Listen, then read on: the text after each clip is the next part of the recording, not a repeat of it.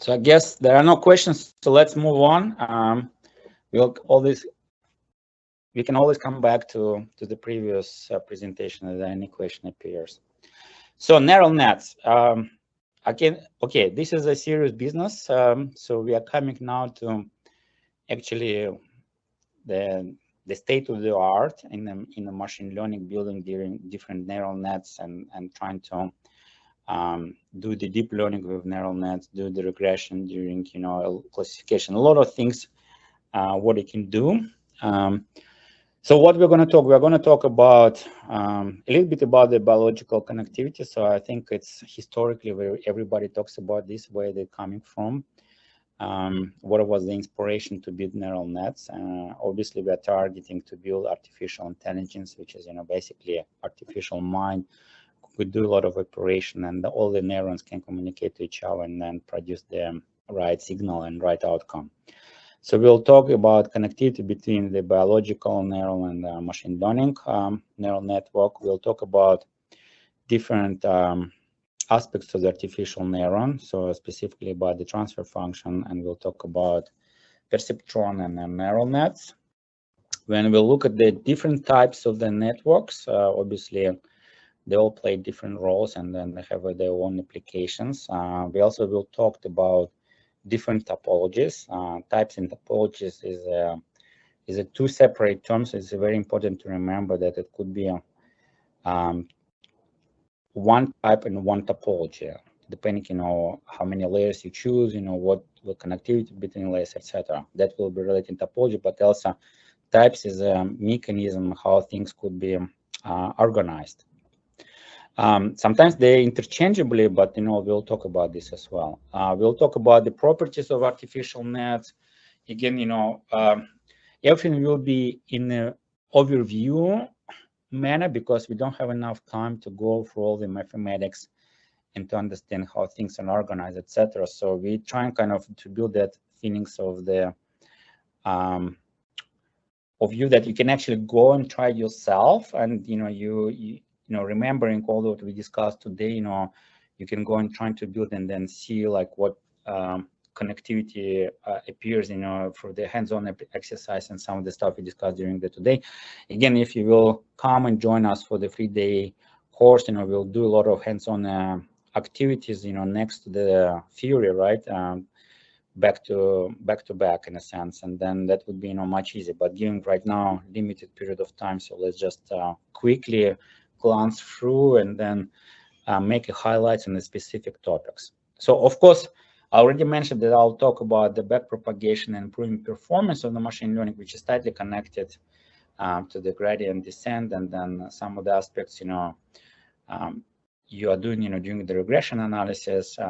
So you'll see some of the connectivity. We'll talk about encoder decoder. That's already very concrete and precise subgroup of the neural nets. And then we'll talk about transformer, which is another very popular setting, which has found out a lot of application in speech recognition, translations, and as well as in recent development of DeepMind AlphaFold.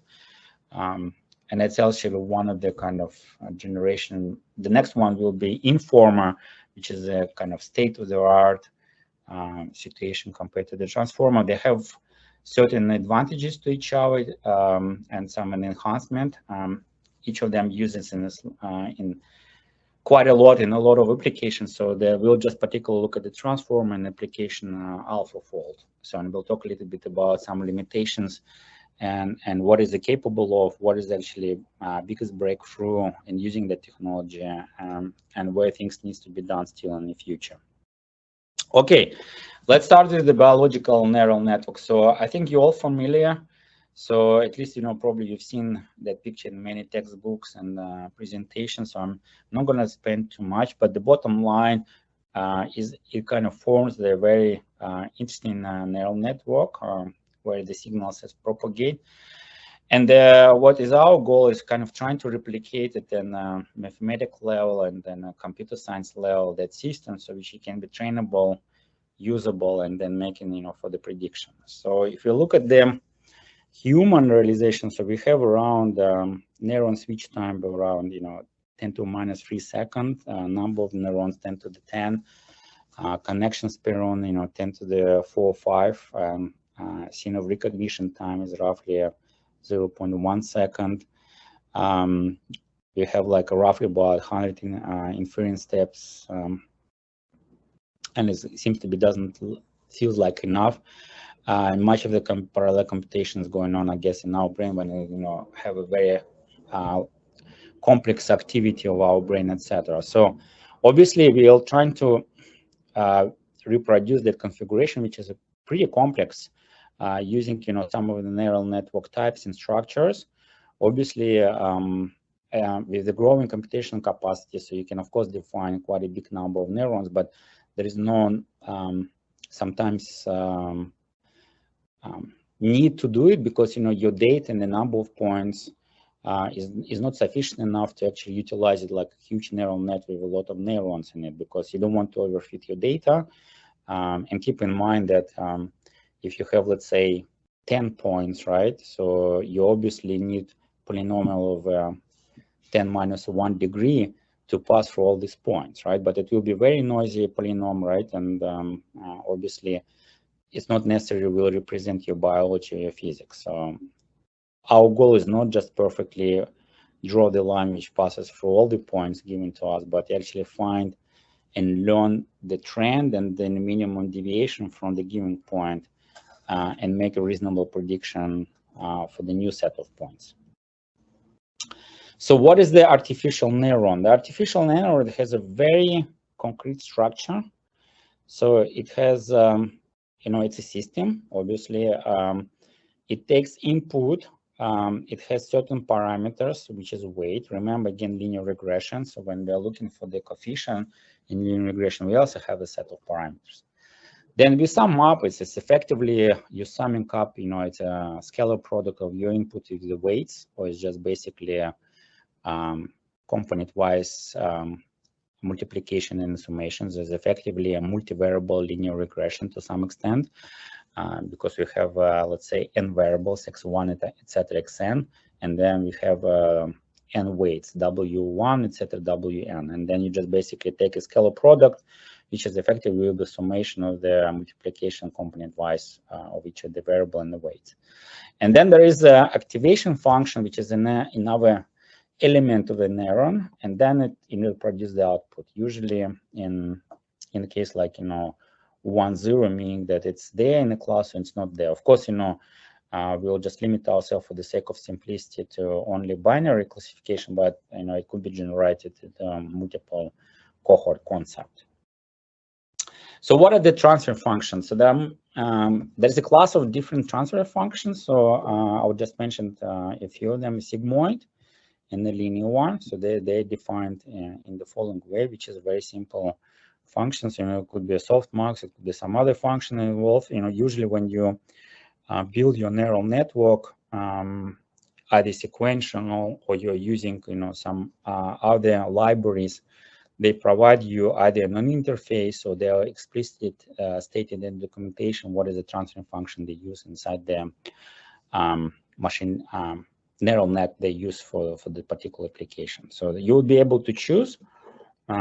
Most of the time, it's already provided to you the default method for the transfer function. So therefore, sometimes you just need to check and then try different options to see what would be the impact of the transfer function and the resulting prediction results.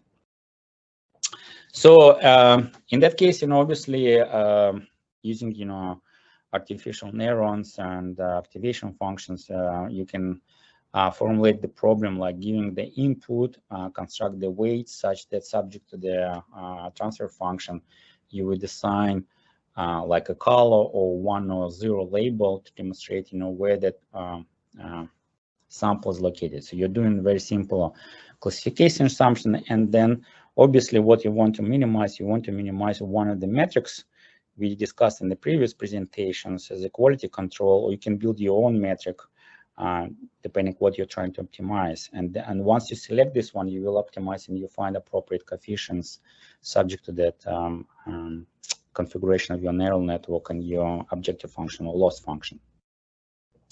So let's talk a little bit about types of networks. Obviously, the types of the networks is a broad field at the moment, because it could be various realizations, and you can combine those artificial neurons in different ways. You can pass the information from one node to another node. You can use the different transfer function.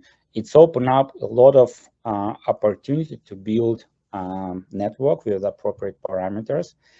The bottom line, what I think we need to differentiate it, is it just single layer, which obviously your input goes into the set of neurons that forms one layer, or it has a multiple layers, and multiple layers connect between each other, right? And the layers could be reducing their input information, right? That would be like idea of compression the data. And if you remember, when we talked about the data, I told that we'll apply some sort of compression in different stage, either like on building neural net, or we can do it, as an intermediate step of the entire pipeline, which allows us to identify interesting residues and then extract information, where to mutate, for example, CFI protein. We'll talk later about this. But the bottom line is at the moment, so we have a single layer, multi-layer. So we just differentiated this one.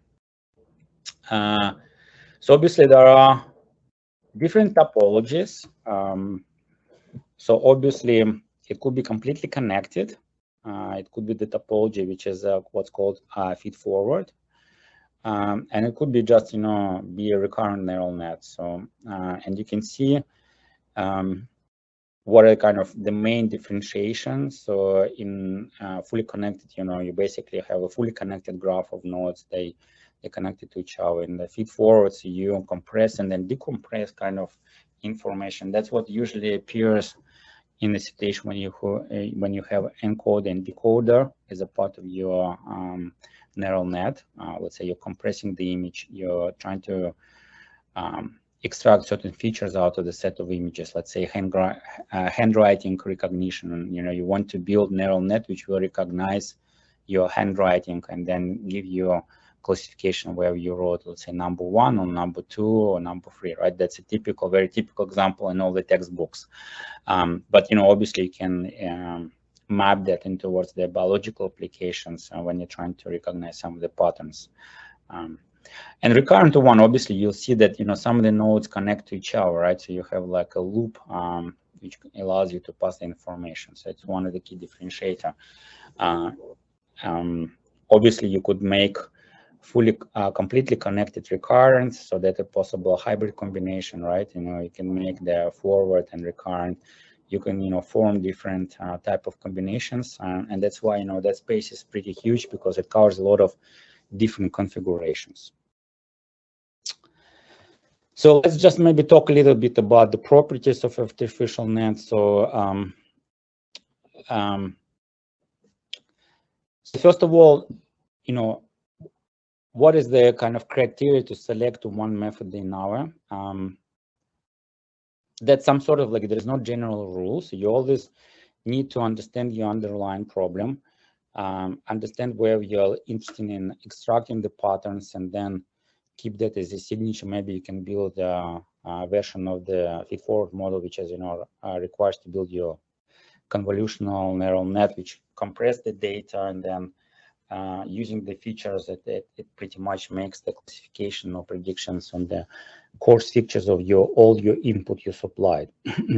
Or it could be any other model. But the bottom line that you need to always control the number of degree of freedoms. You don't want to create super complicated neural network to fit very simplistic data. Obviously, it would be able to fit pretty well with the extremely excellent accuracy, but the bottom line is you're just basically overfitting your data without actually making the sense of the data, and then not be able to use that neural network to make any prediction further down the stream of the analysis. So therefore, like many neural, they're acting like a threshold switch units. So each of them has a degree of freedom. Therefore, like you need to control the number of degree of freedom, so be able to control the overfitting. So it requires the control the number of neurons. Of course, neurons can be connected. You can hardly parallelize the training and computation because it's basically a very distributed process. So all these small networks without hidden layer cannot solve the problems such as XOR. So it's basically because they are not linearly separable, and therefore like you need to build slightly bigger neural network for that type of application. Obviously, large networks they can be used to solve quite a few problems, but at the same time you need to remember that you can easily overfit your data, and as a result, the predictions and the analysis will be not so much statistically significant. So keeping this in mind, let's move on to the next step. Let's just talk a little bit about standard neural net. So basically, you have let's say several layers, and then a number of neurons in each layer is going down. So you're basically trying to compress the data. You're basically building the convolution of your data to the low space, and then you basically use the low space. You're trying to make prediction analysis. So usually, obviously, what you need to remember here while you're building that type of neural network, you need to define the connectivity, you need to define the transformer functions, you need to define the number of neurons in each layer, right? And then basically, for fully connected network, you have all these weights, which is shared across the different connectivity errors shown in the picture. So that's very important to know when it says fully connected station. So once you define, then the next question, obviously, you need to identify the weights for each of the layer of a neural network, kind of similar to what you're doing in the regression. And once you have built the functional form you're trying to regress, you just need to identify the parameters of that functional form. So it's the same story here. So for that reason, obviously, it is becoming a learning process, trying to understand and figure out what would be the best set of the parameters. So schematically, you can see that it can be organized in the following way, the learning process. And while doing the learning process, obviously, you're training a neural network, and you're identifying your weight and your coefficient W from the previous slide. So what are the kind of main steps of the typical machine learning algorithm? So obviously, let's say we are talking about supervised machine learning. So we have some input X, and then we have some output Y, and we need to make mapping relations between Y and X, and then we can use later on Y to make actually a categorical classification, or Y is already set of classes, it could be like number of cohorts or bins, etc. And then basically you just need to build a decision function, loss function, which is a part of the machine learning step. And then you identify, obviously, your optimization problem. You just need to find optimal set of parameters for your neural network, which is, minimizing loss function. And the way it's performed usually in most of the efficient way, of course, we already talked about this during the discussion of the search strategies. You can use, gradient descent. You can use some genetic search algorithm. You can use some other forms of the approximation of the gradient and pushing, update of your parameters, whatever the strategy or heuristical approach you have. But the bottom line, you're trying to make the search path in the space of your parameters, W or TET in this case, and that slide is TET is the same as the W on the previous slide. So that function is getting smaller and smaller. Of course, you could have a multiple extrema for that function, so it could have a multiple minimum point, and therefore it will always depend where you're going to land. So it's nice if your loss function has one global minima, but if it has many, then all the solution of the of that optimization probably equally good, and they will always depend, what was the starting point. And some of the libraries use the stochastic starting point. They randomly generate this one and then start the search process from this point, which results in sometimes observing different results for execution of the same data, the same pipeline. Is just you press the program several times and you see all the time there's slight deviation. Okay, so the most important step is this gradient step, which is, the step 4, which allows you to update your parameters and actually trying to start learning process and searching for the optimal parameters, which will completely define the entire neural network, and you'll be able to predict using those parameters. And the question, the concept of searching and updating the gradient is called backpropagation. So 2 main questions you should ask here. Obviously, when can we compute the gradients of the parameters in arbitrary neural network? So you need to know how to kind of derive that stuff, especially when the topology and the type are very complicated. So it's very important to be able to understand how to compute this one. And the second question, when can we make the gradient computational efficiency? Because obviously, if it's too complicated, then you're going to spend a lot of time to compute the gradient of the value each iteration of your update of the parameters, and it may take forever, and you won't be able to arrive to any reasonable neural network which you can use for the prediction. So for that rule, of course, here's where, again, there's no rocket science. It's just basically basic calculus. You're using the chain rule to compute the gradient subject to different layers and different input and parameters by starting, from top to bottom. And then, by applying the chain rule, you will be able to propagate each of the gradients separately, given the fact that you know information about the transfer function and connectivity. You'll be able to compute those sums and then eventually get, the gradient for the entire network itself. And then that gradient is used to make the search. So that parameter at here is tightly connected to what you also see sometimes in literature, or probably will hear, is about learning rate. The learning rate is basically tightly connected to this parameter, which shows like how big you should take that step. Obviously, sometimes, ideally, you want to make step as quickly as possible to reach the optimal point, but because the loss function may be complicated, sometimes you need to actually take sometimes very small step at the beginning, but then it's already close to the local minima or global minima.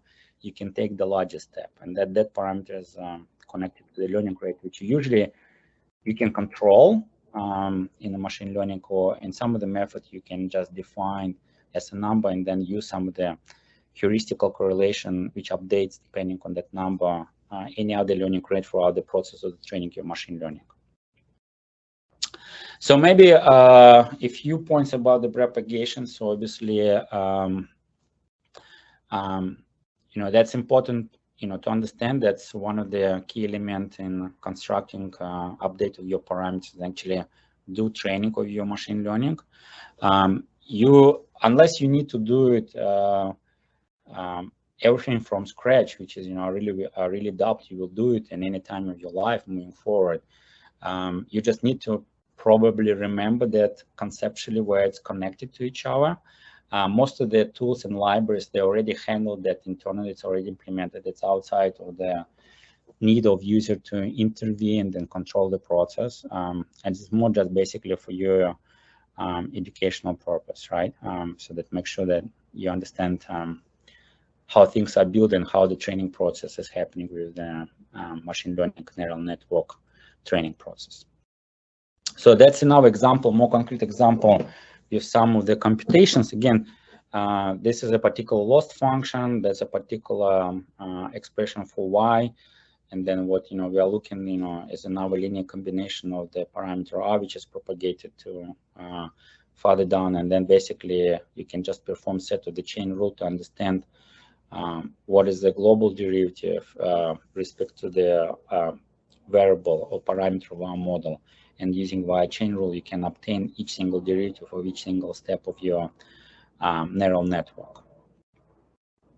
Okay, so then once we know the backpropagation, we know all this step of the neural net. So it's basically input, and there is a hidden layer. Usually it's a combination, if we're talking about simple neuron model, right? Then with it could be another layer which connected, by different transfer function, for example, sigmoid, and it could be already straight away before you do the final computation of your output while using the transfer function. You can do enough interpolation via linear function, right? And then you can get the final answer. So in all those steps from A to E, you see that there are some parameters involved. So in some of the cases, they're given. In some of the cases, that you need to find it because it's essential part of your neural network, which need to be trained and need to be identified depending on the data you put it in. And in order to do that things, we use the backpropagation, we compute the update of our parameters and move with the direction of the gradient. So that's kind of in a nutshell what is that learning process altogether is about. Again, it's roughly the same. It's another example.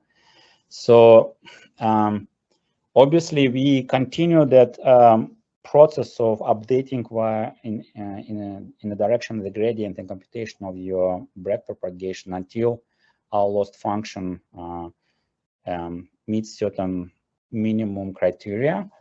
There are different loss functions, as I already mentioned. So typical, sometimes, most of the applications, default one is actually median square error. So that, you can take this as a loss function, and then it has even sometimes, predefined default value of achieving 10 to the minus 5. If you're not interested too much going and modifying and updating all those default parameters while you're building the model, it's perfectly fine. It's just, don't panic if you see that something is not happening in the right way in terms of analysis, trying to see what is the error, how is your error reduced from iteration to iteration, because some of the models, actually most of the models in TensorFlow, for example, even in the PyTorch, they output the log information about what was the search direction, how was reduction of the error, each single iteration, right? And you'll be able to assess like where the things are moving in the right direction. Maybe you just didn't supply enough epoch, which is, basically a number of iteration, roughly speaking. And you can update that parameter, or you may change, a different loss function and see where it makes more sense for your data, use slightly different metrics and minimize that metrics, which will probably lead to much better optimization problem solution, and then more reliable answer in terms of the answer as well. Okay, so this is probably now a very quick example to demonstrate, why the gradient is used, in terms of versus in our, let's say, randomly you're picking up some of the parameters and then trying to relate the value of those parameters and see where you find the minimum or not. Obviously,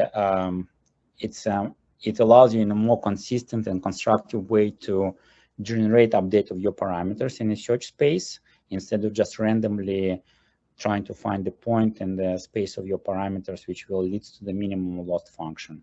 Obviously, you'll be able to control the learning rate. I already mentioned where's that learning rate coming in, so that coefficient in front of the gradient of the neural network can be scalable by the learning rate. And obviously, you can adjust that learning rate as you go, because if you see that initially, most of the time, you just need to do very carefully with a small step. But then once you see that, there is a significant reduction of error, you can just increase. And in fact, most of the libraries has already taken into account that automatically for you. You just even don't need to worry. You just need to remember that that process is happening behind the scenes, and you're just utilizing that concept, while training your model. Okay, so one more time, just in summary. So what is the gradient? So gradient is the rate of change of your error respect to rate of change in the net input to neuron. Obviously, it's kind of similar when you're trying to minimize error square methods. You can differentiate it, this one, and you will see that the minimum point which satisfied derivative of equal to 0, effectively your minimum point of that function of error surface, is actually your closed solution for your coefficient in a linear regression analysis. So here we are trying to compute also the gradient. We are trying to compute the derivatives and trying to use those derivatives to understand where do we find that minimum. And then we basically will use that parameter, or set of the parameters which leads to those minimum, as our final parameter of the neural network.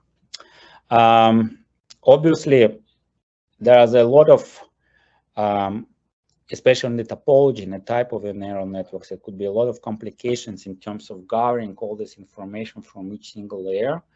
For that reason, when the people do implement those solutions, they do a lot of computer science, data storage, and structural development activities, because they need to know the topology of the neural network. They need to populate all the necessary components on each single branch of that of the topology tree, right? So that, you know, by the time you agglomerate all this information, it comes into one gradient, which we can go and update the update, you know, our parameters, and then complete the search process.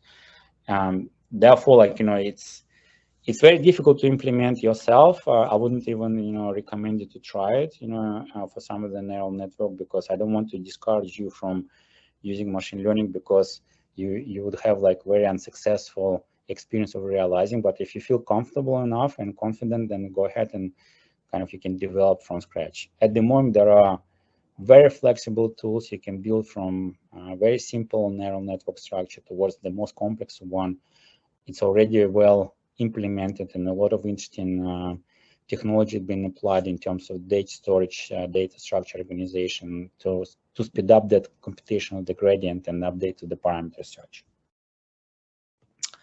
So I think we already talked a little bit about this. So let's talk a little bit about doing, you know, improvements of the machine learning and neural net. We already mentioned the situation when we have two classes or two cohorts, let's say, and we would like some sort of solve that problem. But the problem is one of our class or cohort is really undersampled. So I mentioned the case, you know, you could have, let's say, 10,000 patients, which is negative, and then only 10 is a positive. So obviously, this is this bound situation, which is very tricky to handle.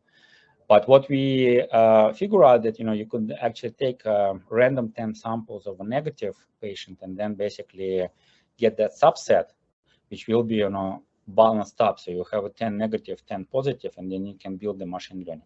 So the same concept of actually training and improving the performance of the neural network and avoiding some of the features is basically training with the subset.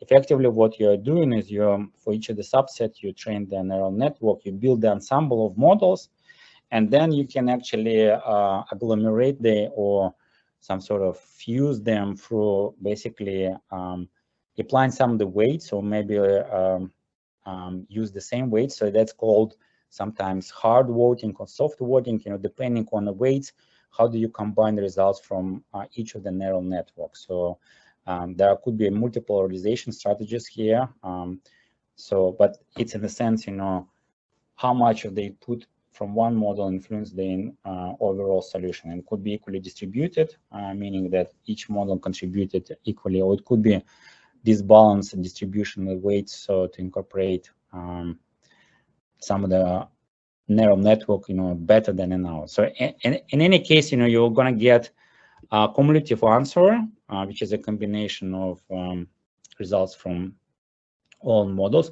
Or what you can do is separately, you can just look at the distribution of the answers, giving, you know, each of the answers as a particular predictions, and then you can look at the distribution of those answers and then make statistical analysis and identify what would be the most commonly observed answer and what is the probability of the belief to observe that answer. All right, okay, so let's just talk about encoded and decoded, which is one of the important concepts. It's very important in terms of applying it when you have a basically matrix of something. It could be a matrix which represent the image. It could be something, you know, let's say representing the sequence which was converted to matrix. But the bottom line, like, you know, it has some input, and then effectively what you wanted to extract certain features, which is very common to the particular set of the inputs.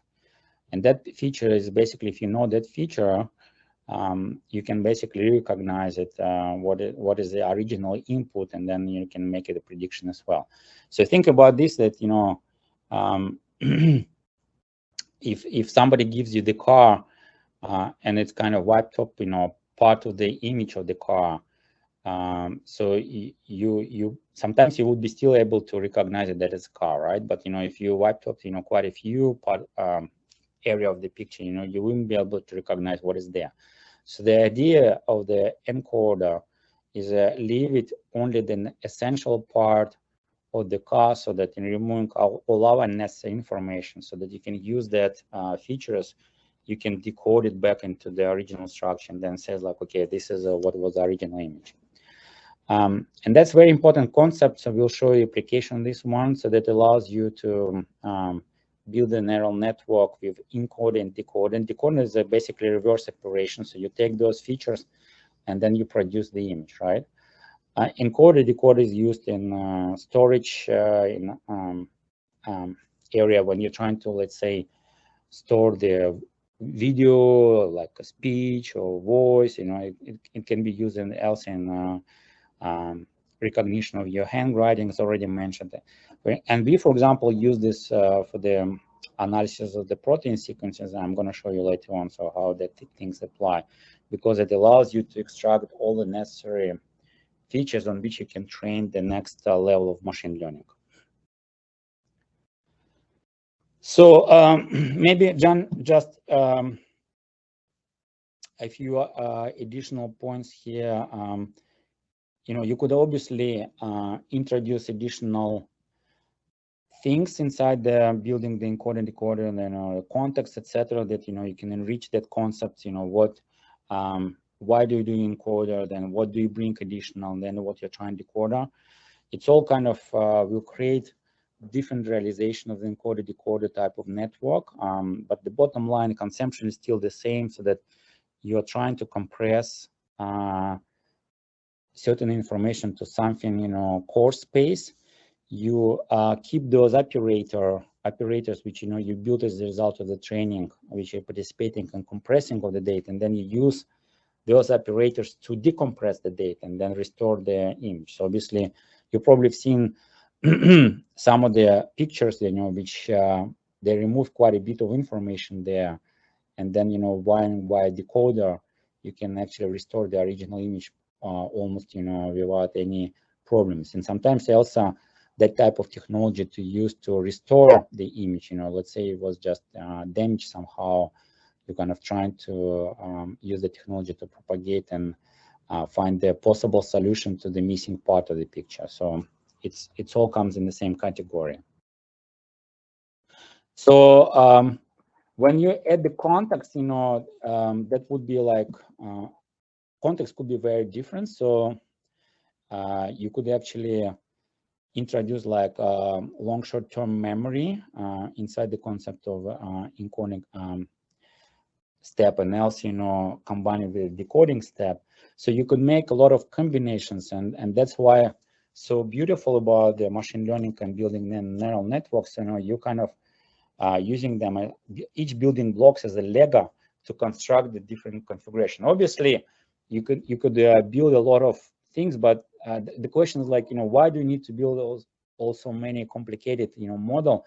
What are the advantage? You know, what can I just use, you know, maybe concrete and very simple neural network to answer my questions? And the answer is yes, you can use, you know, depending on the data, but sometimes you really know that some of your input data requires some of the interesting concept incorporated, because without that additional concept, you won't be able to learn and restore something. It's again, in coming to the question, so you didn't supply enough mechanism inside of your neural network.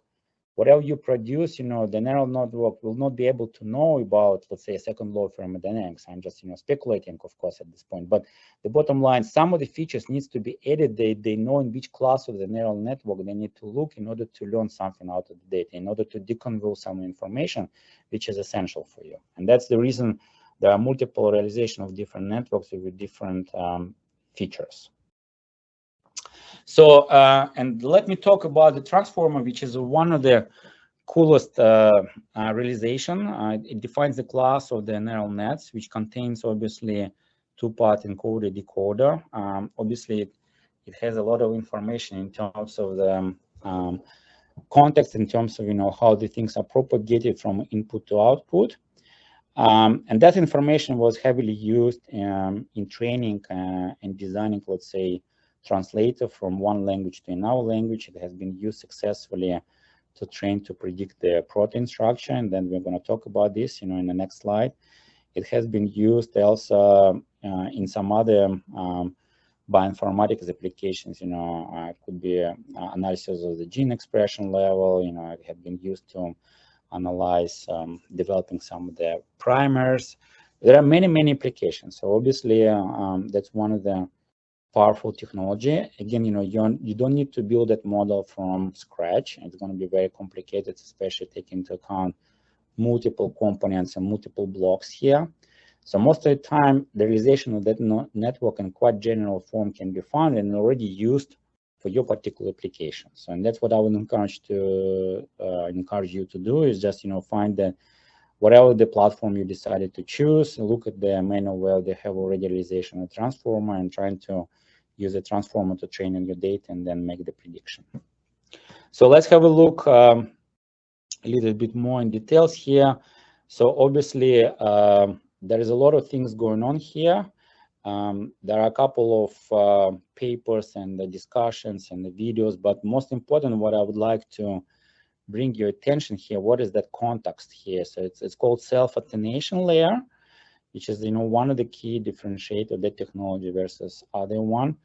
That kind of allows you to build that context relationship between input and then intermediate level output, which goes into the final output. And that was like a game-changing aspect, which was added and defined so that you can able to train the model and get the very significant, impressive results, right? So that's effectively like one of the movie was taken from the AI Google blog. They were talking about the transformers and universal transformers model, and it shows like how the data propagates, accumulate, aggregate, and then get back in some sort of recurrent loop, and then you train the model until you get very good matching of your loss function, and then you can make that as a for prediction. So let's have a look, maybe skip one, and talk a little bit about the most famous application of this one. Obviously, you probably all heard about AlphaFold and then AlphaFold Multimer, which was just released a couple of months ago, which already allows you to simulate protein-protein interaction, not just only protein folding, but it's actually complex. And it's an awesome tool because it allows you to basically utilize all the powerfulness of the transformer technology, context, obviously giving the information about the homology between your sequence of interest and then database you have, and then obviously utilizing crystallographic image of the protein existing in a PDB database.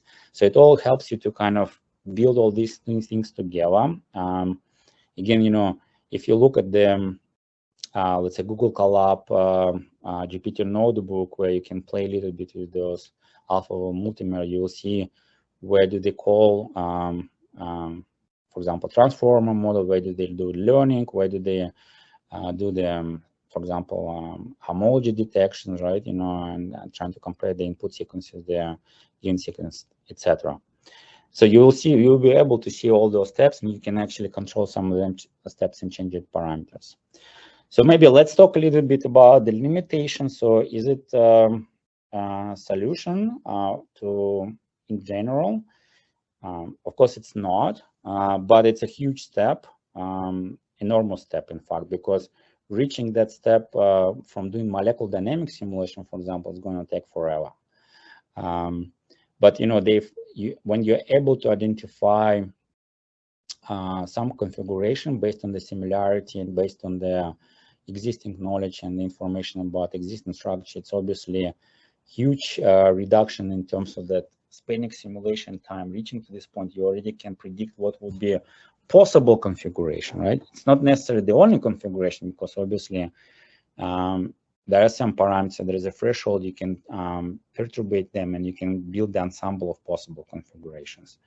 There's limitations here, of course, when you do the pointwise mutation of your sequence, right? So most of the time will be insensitive, because one of the key elements here is basically a comparison of your sequence with the other sequence. And on a comparison level, if you run the BLAST or Hammer, so it's not going to produce the big difference if you just mutate it in one particular amino acid. But we know for the fact that some of the pointwise mutation leads to a very completely different 3D4 structure, and as well as a functional role. So, but at the same time, it's obviously a very good starting point to do the analysis and do the research, and then obviously some other additional tool can be applied to refine your stuff, in the machine learning itself done a great job to bring you to that point, right? So that, allows you to have a look, and then using your domain knowledge to assess where you believe in that structure and what potentially where you should look, and refine your